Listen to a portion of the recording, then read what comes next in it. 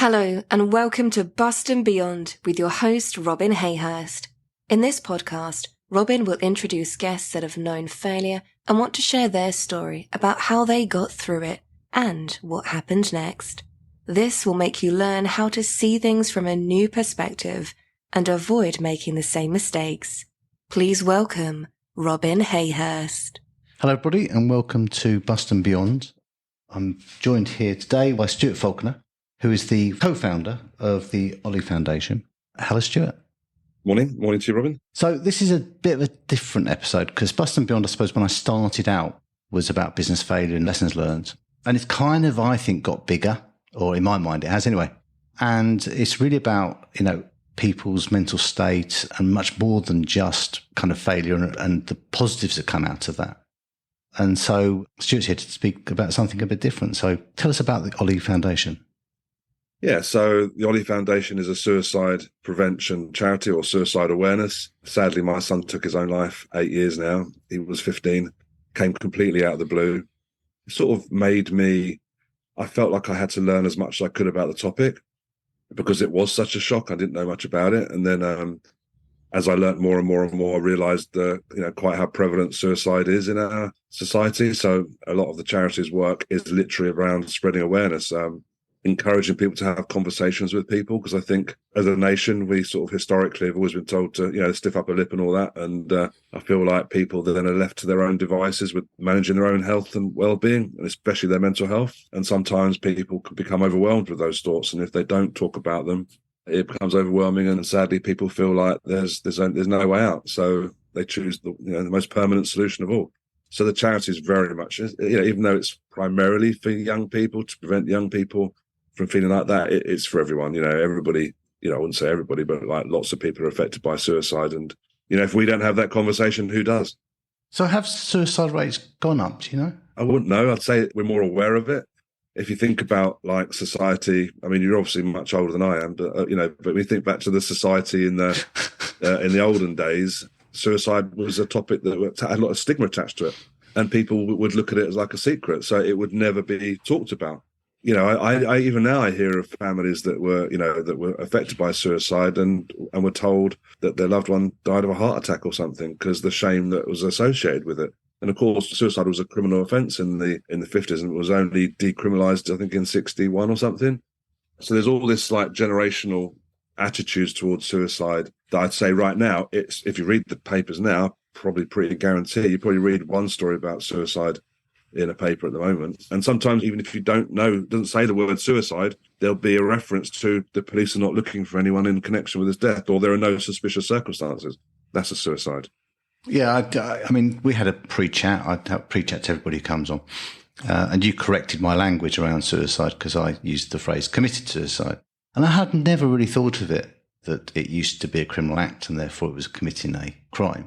Yeah. And I totally see it's one of the few times when someone's corrected me rather than the kind of them, he, the, she, he, stuff, where you think, actually, that makes complete sense. I totally understand why that is not relevant and shouldn't be used now. Yeah.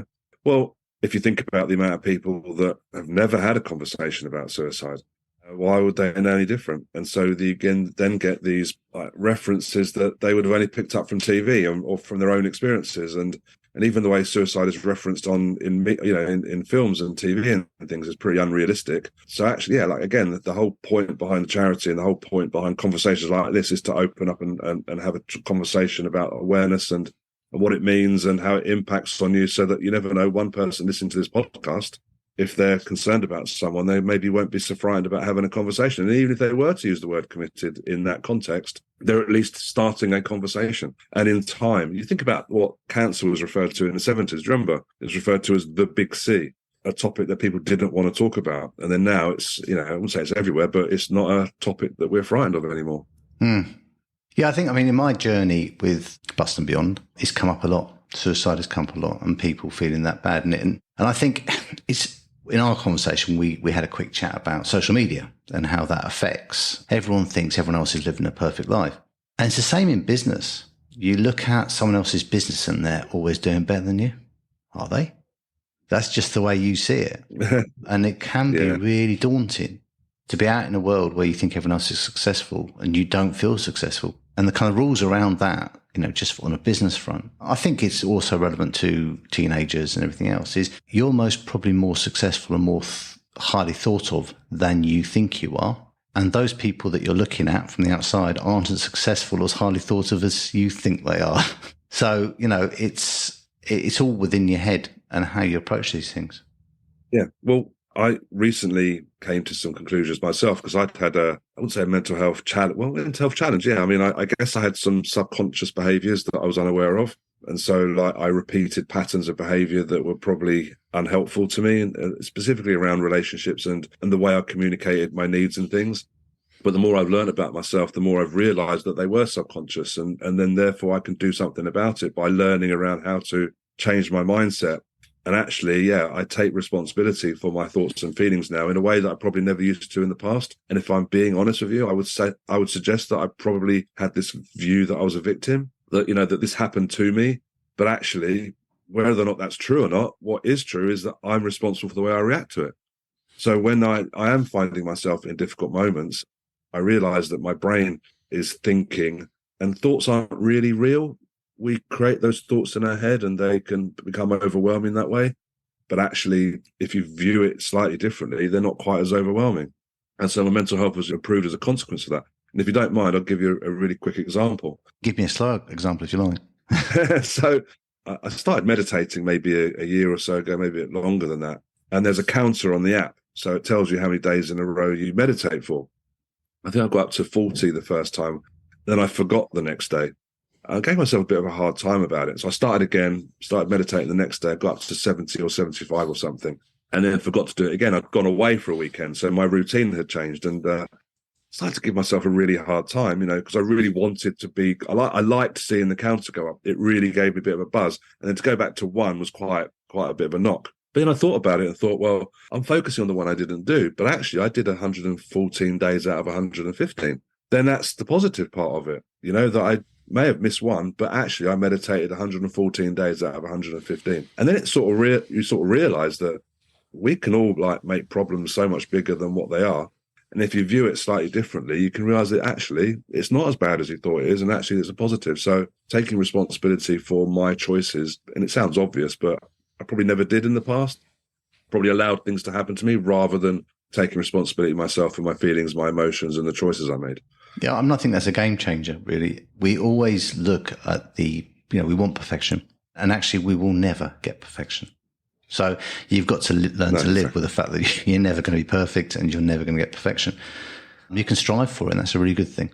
But I think controlling your mental approach, what's going on in your head is quite important. It's really difficult. And I often say with clients, look, there's this bill that you can't pay in about 3 months' time. But if you worry about it, you're just wasting your energy. What you've got to do is try and get out there and do something about it. And it's shockingly surprising how often a solution appears. Now, it's not because it's just appeared because it's appeared because you've worked towards it. But a solution does come. Whereas if you sit there and you go into panic mode, how can you actually run your business? How can you run your life? How can you carry on every day? So there's 2 things on that. The first thing was for me learning about my own anxiety and where it came from.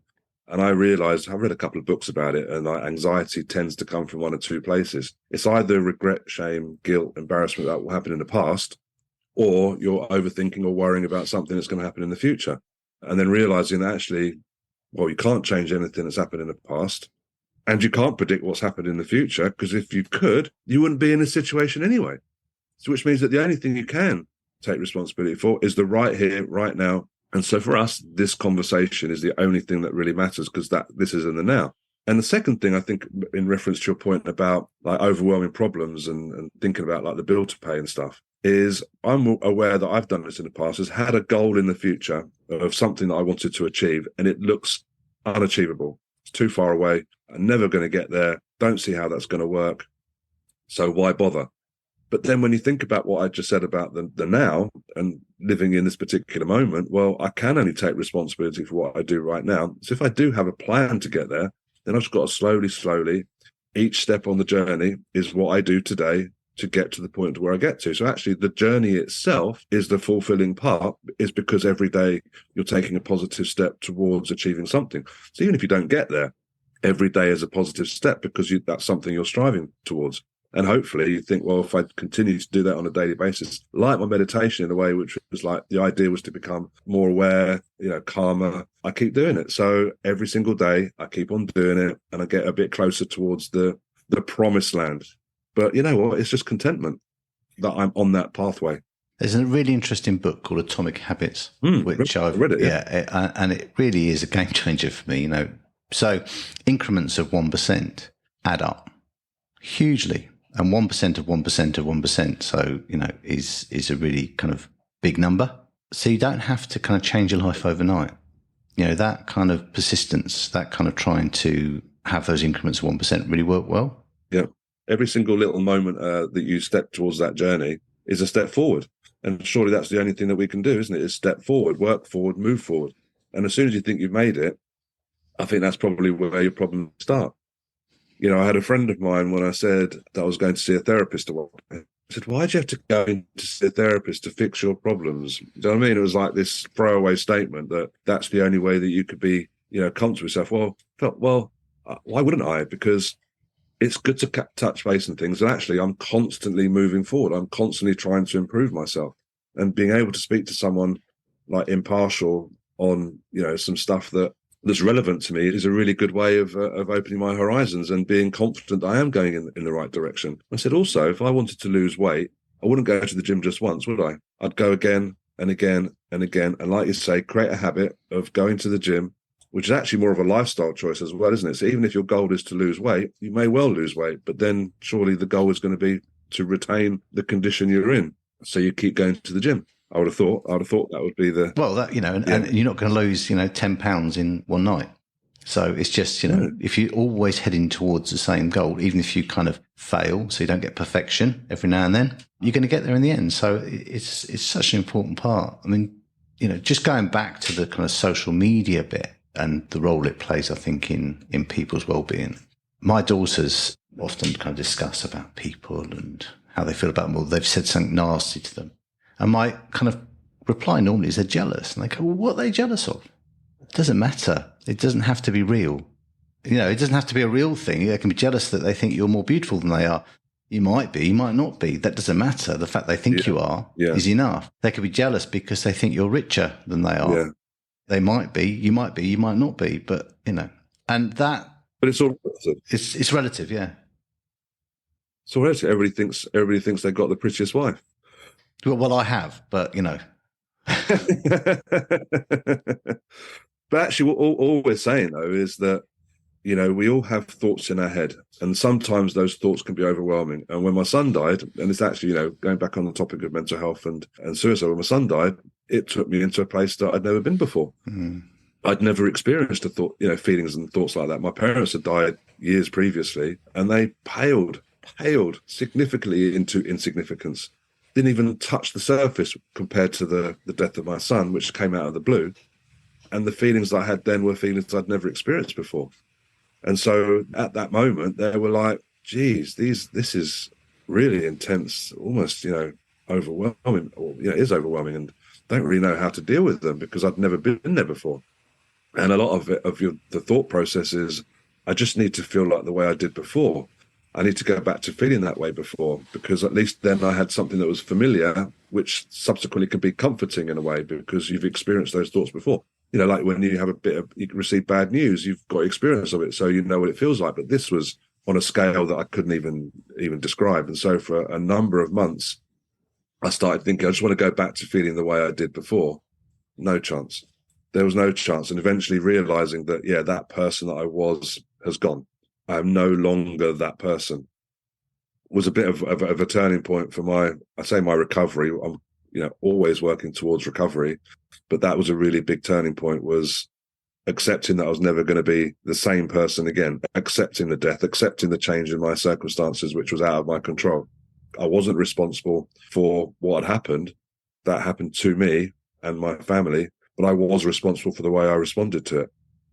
And it took a long time, but eventually, I think I've reached a point now where I feel content accepting the fact that I'm going to have bad days. I think sometimes when people have bad days, they themselves can become overwhelming, which is like, here we go again.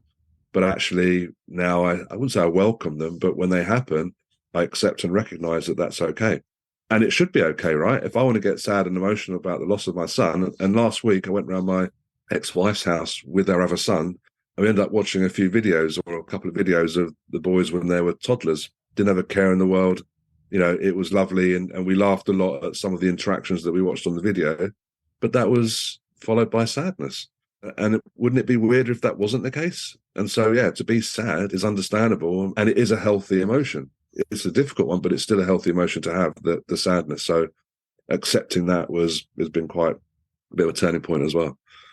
Looking from the outside, and I'll be honest with you, kind of speaking about this, was a bit difficult for me as a subject. So, but looking from the outside, losing a daughter, I've got daughters rather than, I haven't got sons, but to suicide, I really honestly can't think of anything worse. I can't think, I can understand losing someone in a car accident, and you can kind of, if only they didn't go out in the car, and if this, that, and the other. But suicide, I understand why. I'm absolutely in awe that you've got your life back together and you're moving forward. I find it amazingly strong to do that. Well, thank you. I mean, I sometimes don't feel that way. I mean, I guess, I don't know. I think I just reached a point where I felt, well, I've still got a life to lead. My life needs to live. And I do a lot of volunteering with SOBS, which is a survivors of bereavement by suicide. So I facilitate a group of people that have all lost loved ones, whether it's, parents, children, siblings. And that's the one message that I want to sort of give people is hope. And you can see a lot of people, and I see a lot of people who are in survival mode. And that survival would be, it's painful for them because they're constantly thinking about the loss and the grief that's followed and associated with it. It's easy to see it from the outside looking in, is that, yeah, it doesn't have to be that way. You don't have to be that way. It doesn't mean that you can't be sad, but you can still do things. There are still things that you can do that are worthwhile, worth your time and enjoyable, and you can still have purpose and still have meaning. And yes, you can still be sad and you can still mourn the loss of your loved one. But why can't you mourn the loss of your loved one and go, was it white raft water rapping? Yeah. I can't even say it, let alone do it. Whitewater rafting. Yeah. Or in my case, I went on a cruise last year for the first time. Something I did on my own, which was quite frightening in a way, to go and do something like that on my own when I'd never done it before. And other things as well that I like to go to shows, going to London, go to the theatre. And a couple of times there have been some topics that have been a bit close, which triggered an emotion in me. But that's okay. It would be weird if it didn't. Yeah, I get that. I mean, I watch things sometimes that make me upset, but I feel good about it. That like the England rugby? Yeah, often, yeah. I'm really into films. So, sometimes I watch a film and there's an upsetting ending or something like that. And I'm kind of, again, being careful I say, but mellowed by the sadness. Because it's just part of life, isn't it? And I think I look at my father, who I absolutely adored and lost 2 years ago. And there's a lot more joy in my thoughts about him now than sadness. But he was going to die. I mean, it was, I might have died first, but he was going to die, something accepted. And I think that's when, losing a child, even if I can understand losing a father to suicide must be awful as well, because you would feel really let down by them. I mean, you couldn't help but do that, whether that's right or wrong. I don't know what the advice on that is, but... Well, it's interesting because the SOBS group that I attend as a facilitator, you do get people who have all lost various loved ones, whether it's a friend, a mother, a father, son, daughter, sibling. And all the experiences, although there are similarities between the two, there are similarities between all of them. And some of the feelings that come out of it. And so one of the first ones is guilt. Guilt is undoubtedly the number one feeling that people experience afterwards, which is, I should have done more. Why didn't they tell me? Why didn't I see something? And they put that on themselves because they can't believe that person found themselves in a position where they thought that the only alternative or the only option was for them to take their own lives. And so guilt is by far the number one thing.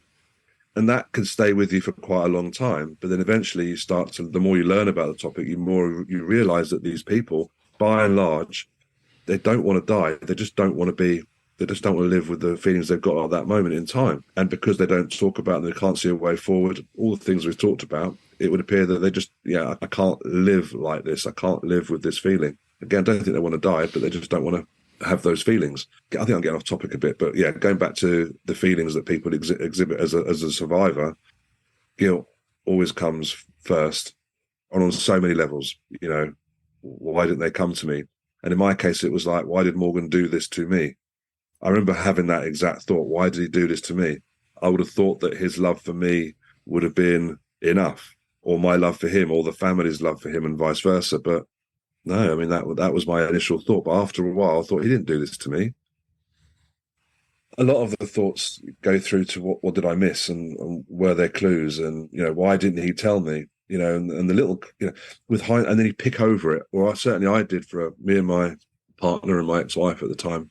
Literally picked over every conversation, even going back a couple of years previously where we remembered certain things and thought, was that a clue? Just as an example, when my eldest son passed his driving test, I remember saying to Morgan, you'll be next. He's like, well, no, I'm not going to learn to drive. And another time was, I think I was trying to explain to him what it was like to be a parent and say, one day you'll experience what it's like to be a parent and deal with these issues. And he says, well, I'm not going to be a parent.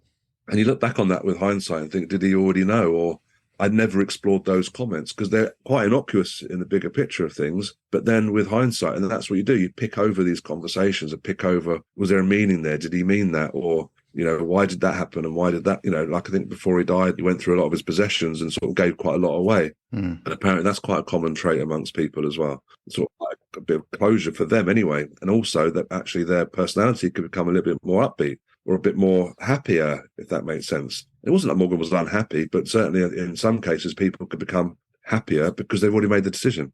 So subconscious, having made that decision, they're a bit lighter now, knowing that they're not going to feel the way that they have been. So is it helpful to pick over these things? Does it have an outcome that is useful? I think you just have to go through it. Not everybody does, but I think in my case, I just had to do it, which is why I actually searched up suicide on Google, spent a long time reading about it, trying to understand it, trying to understand his motivations behind it, all that stuff. But eventually I reached a point which was, there is only actually one person that can answer these questions and he's not around anymore. So I can only really come up with a solution that works for me. And so the conclusion I had that works for me was that I did the best I could under the circumstances. Had I known more, had I educated myself more, had there been more information available to me that I'd have absorbed, then maybe I could have had a very different conversation to Morgan than the ones I did.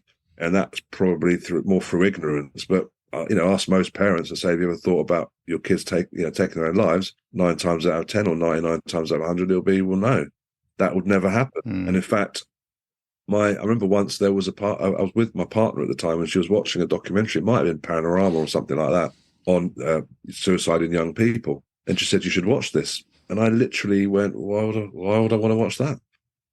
My boys would never do that. And I genuinely felt that there was absolutely no, because I think maybe, probably assumed that people that took their own lives came from a certain background or had certain traits or, that what they experienced and exhibited was very different to the thoughts and feelings that my kids had. So there was a bit of ignorance around that topic as well. So I'm waffling a bit. Forgive me.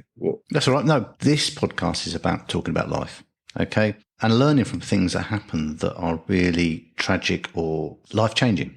I didn't set out for it to be that, but that's what it's ended up being. Yeah. And I think I'm hoping that's of use to people that are listening. So, really anything around that. I was so lucky. The biggest loss I've had in my life is my father.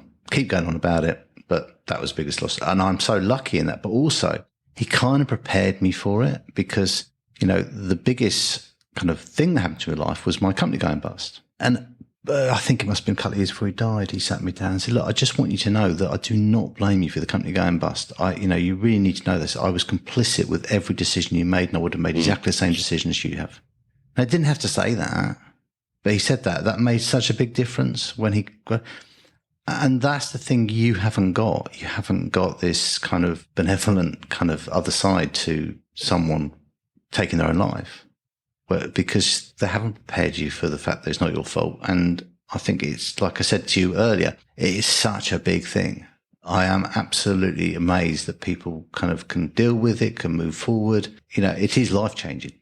Well, it may be so, but you often read about cancer survivors as well. Lots of people who suffer from cancer, which is obviously a frightening position to be in. But again, I always get a bit annoyed in the papers when they talk about people's bravery, being brave in dealing with cancer. Whereas I feel like you don't really have a choice. Don't feel like I have a choice or had a choice. And I think, with cancer survivors, you've got a fight on your hands. You've got to embrace it. What's your alternative? You just sit back and allow the cancer to beat you? No, you get up and fight, because that's the only choice you've got. And part of the group, like I said, that I'm in as well, I think someone said, why do I choose to live? Why would I? I think she lost her partner and, very, very, sad circumstances. And I was just thinking, what's the point? Well, the point is you've still got a life to lead. Nothing else changes. You've still got a life to lead, and we're all going to suffer difficult moments. And okay, mine might be a very difficult one in the eyes of most people, but then cancer survivors, they've got a very difficult, challenge to deal with as well. But ultimately, that's their responsibility as well to fight it and live the best life. It is, but I mean, some people choose not to fight, so it does happen, depend on your age and everything else. So but yeah, I get that, and I think. One of the things that's a great leveler or a great lifter, and it sounds really odd because but seeing people that you feel are worse off than yourself or in a worse situation, I think that's it makes me feel very happy and lucky. So, which is perhaps a bit unfair, but, I think that is a big thing. I've spent quite a bit of time in hospitals recently with various family members and watching other people they live in A&E. They literally, their life is so dysfunctional. They go from one drug to another, to going there to try and get drugs because they've run out of drugs, to, various police officers with various people in handcuffs. And you just look at life and think, oh my God. I get that. I do. And you say like being more fortunate than people, but I still think, you still got to respond. Often it's not uncommon for like rich people to have like their own issues as well. That's like a throwaway flippant statement. But everyone can suffer from depression or anxiety. Everyone has challenges in their world which are overwhelming, depending on where they're at. One person's tragedy is someone else's picnic, I would have thought. Oh, it absolutely is. And the kind of example that comes up a lot is, someone with anorexia, their next meal is the biggest stress thing in their life. Yeah. But for everyone else, it's a nothingness. It's not important. So depending on where you are in life and what you're doing. And I know people that are very wealthy who live a very stressful life because they have other problems. And I think some people allow other problems to fill that void as well. Yeah. That doesn't surprise me. But that goes back to one of the first things I was saying is that we're responsible for the thoughts in our head. Yeah. And if we constantly think of a thought and make it out to be the worst possible thing in the world, that's going to be the worst thing in the world. That's going to be your overwhelming thought, and that can't be healthy. So being responsible for the way that you react to those challenges when they occur is the only way, as far as I'm concerned. And it sounds a bit patronizing. I don't mean it to be that way, because I think there are probably lots of people out there that think that they can't do it, that it can't, because that's their historical mindset. Certainly in my case, for a long time, when I had a lot of anxiety, grew up with anxiety really, and because I had it all my life, it became quite familiar.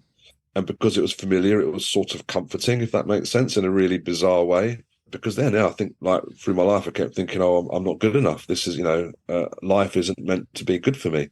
I'm not going to meet the right person. I'm not going to find the job I want. All these I'm not going to, is all these things that put me in a space where just didn't feel like life was worthwhile. But because it was so common in my life, I didn't share it with anyone, because why would you? I just assumed that was the way things were. For me, no one else would possibly feel like the way I do.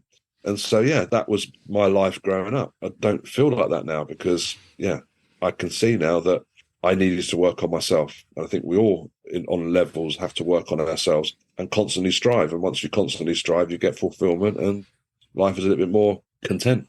I keep on saying I agree. I do agree. I think that what you're describing really is the type of imposter syndrome. And it wasn't until, the last 3 years, I realised how crippling my imposter syndrome has been. It's probably stopped me from doing so much in life, stopped me from, but hey, I've woken up hopefully in time and, get on with it. It was never too late. No, it's absolutely never too late, and I'm kind of getting on with it, and I'm loving the journey. And I've still got imposter syndrome. I'll be honest. I think if you haven't got it, you're not normal. You haven't lived, yeah. You haven't lived. Yeah. Go get imposter syndrome.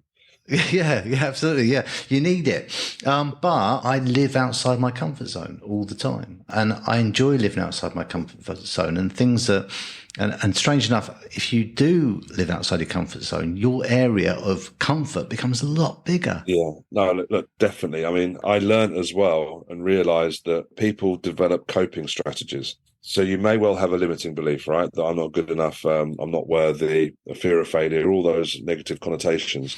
And as a consequence of that, and it probably started in childhood, yeah? And as a consequence of that, you develop these coping strategies, which is the comfort zones that you're referring to.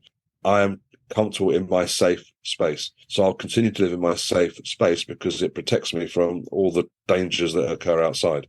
I can see that as clear as night as day. I don't think I ever thought about it before, but my coping strategies were, to do this, that, and the other. That they kept me in my head, kept me safe. But they didn't keep me safe because it didn't make me any happier. So actually, the thing that made me happier and give me more contentment, like you say, was to step out of my comfort zone and face on these challenges that would have appeared at some point to have been overwhelming. Oh, I can't do that. There's no way I can do that. So I may as well not try. And I think, certainly in my childhood, a lot of my anxieties and insecurities surrounded this idea that I'm just not going to try. If I don't try, then I can't fail. That becomes a self-fulfilling prophecy, right? And even when it came to my exams, I've always been quite bright, even if I say so myself, but I really didn't achieve at school. I ended up with 2 O-levels. Got a master's now, by the way, just thought I'd throw that in there. But I only got 2 O-levels when I was at school, and I was in the top set all the way through, but I never really revised. And with hindsight, I look back and realised that, I was setting myself up to fail. If I don't try, then I will fail, but it'll be because I didn't try. There's my get out of jail free card. I mean, it sounds ridiculous, but I had convinced myself that that was the case, because if you try and try and try again, you might do it. But I didn't want to give myself that chance. And that's where I think, my life up until recently was really difficult, because it was emotionally difficult.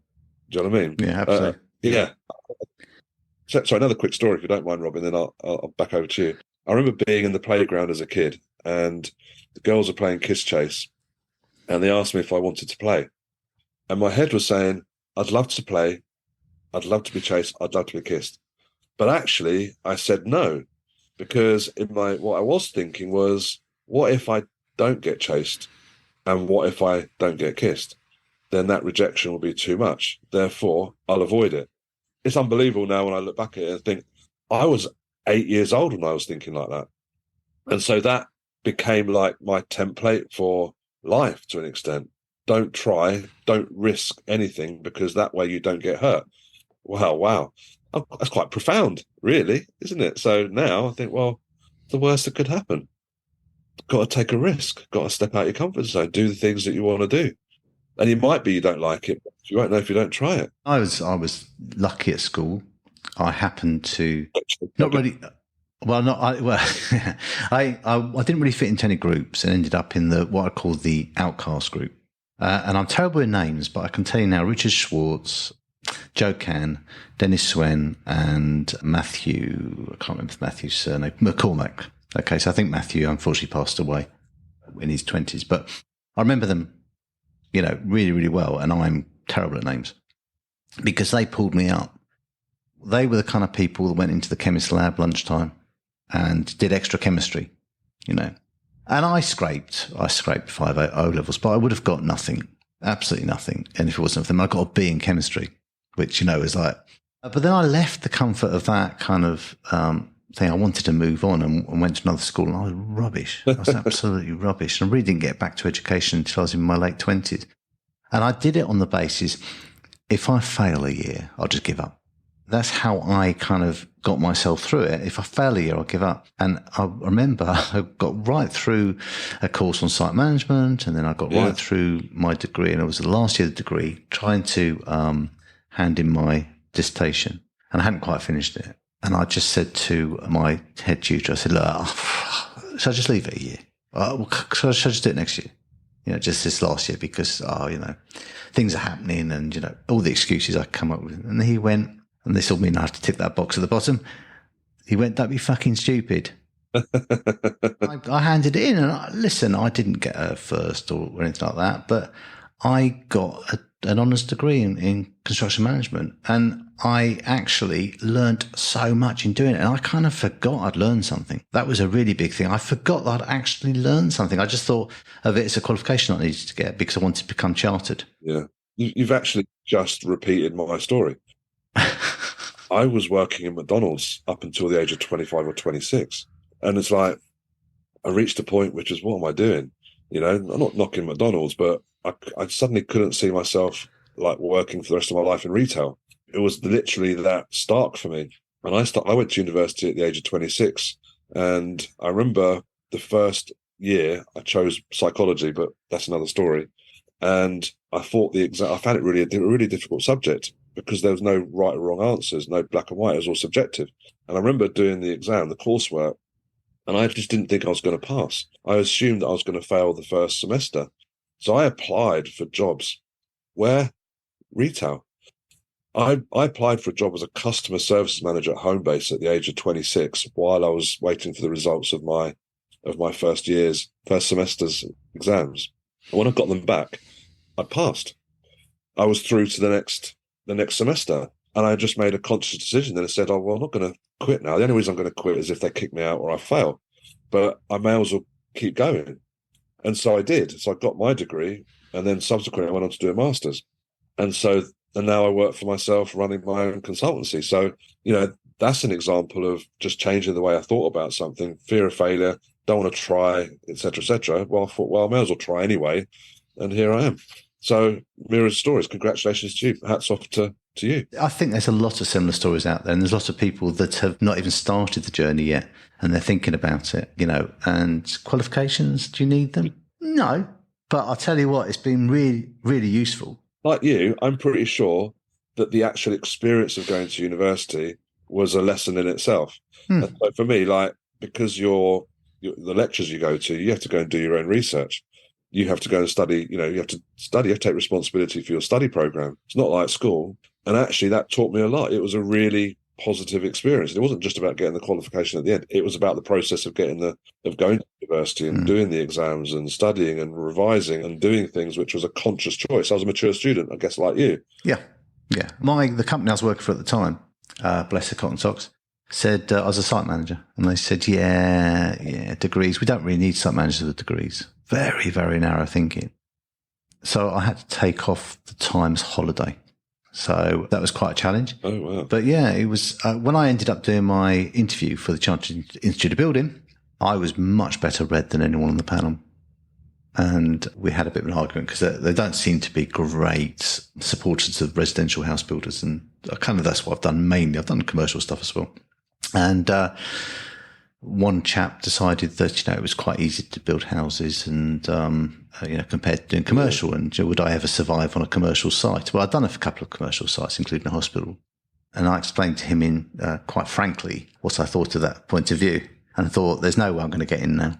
I didn't even get to sit down outside. They called me straight back in and went, yeah, you're in. And this guy was sitting a bit sheepishly in the corner. Because I had actually I was so confident. It gave me some confidence. That's what it did, I think, getting the degree. Well, it's funny, isn't it? It's a confidence, again, when you think about it, is something you create yourself. It's in mind. And if you tell yourself you haven't got any confidence, guess what? You're not going to have any confidence. Absolutely. Absolutely. So it's been really good talking to you. I think we'll bring it to an end. How can people get involved or support your charity? Go to the website, I guess, is the first port of call, www.theolliefoundation.org. And just for people's benefit, OLLIE is OLLIE. It's an acronym for One Life Lost is Enough. So if they go to the website, they will see a lot of the activities we do. We do lots of training, actually.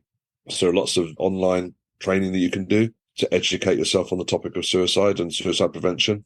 Yeah, understanding some of the things that you can help people with. You could fundraise if you wanted to go and run the marathon. Good luck. There are lots of different things you could do. If you wanted to arrange a fundraising event, that would be great as well. I'm lucky enough in the sense that we now have a team of people that work with the charity. We've got a CEO and a few staff as well, and they're great at engaging with the community. So like, we're going to do lots of talks in schools. We'll do lots of talks. So maybe there's a group of people out there that would benefit from having one of our team come out there and deliver a talk to their group, whether it's kids, whether it's sports groups or the like. Ultimately it's about raising awareness. So if anybody wants some help in raising awareness in their community, then go to the website, contact us through the website. Brilliant. Thank you very much. And if you're listening, if you can hit follow, that means, we kind of get to tell you when the next one comes out. But also, if you can give us any feedback, I mean, is this stuff interesting for you? Is it the kind of stuff you want to listen to? Any feedback at all would be brilliant. Well, thanks, Stuart, for spending time with us today, and good luck with everything. All right, mate. Thank you for your time. Cheers. Thanks for listening to Bust and Beyond with Robin Hayhurst. Be sure to tune in next time and visit his website at robinhayhurst.com.